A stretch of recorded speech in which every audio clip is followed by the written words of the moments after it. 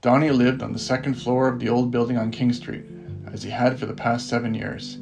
He had seen it all, from otherwise shy Esther Thompson from across the hall stumbling to the laundry half naked at 3 a.m. She had some other moments and moved out not long after, not sure if it was the landlord or her choice.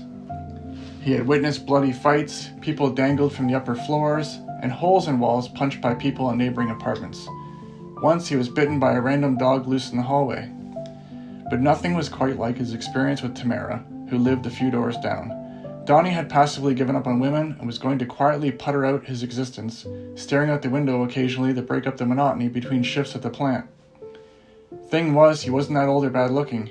He had just developed a serious case of apathy. Perhaps it was self-preservation. But when he caught Tamara's eye, he didn't understand the attention. What did she want from him? He lit up inside. His heart raced and he felt a bit sick, his mind crying out to return to default. Suddenly, he found his lips spontaneously curling up at the corners when he awoke, even before coffee. Tamara would text him even though she was only down the hall. Donnie wasn't much of a texter, but he was for Tamara. A year of relative bliss, a handful of arguments, and another job later, the late shifts were killing him.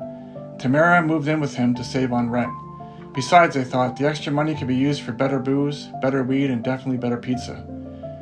Donnie was as close to happy as he could be, but the afternoon he came home early and Tamara was in bed with her friend who had stayed the night, and was supposed to have gone home in the morning after sobering up, put him over the edge.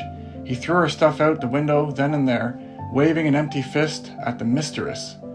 Then out went the mattress. He wasn't sleeping on that tainted slab anymore. The new one cost a bit, but delivery was free, and it arrived the day after she left for good. He hasn't heard from her since, but he sleeps better than he ever has.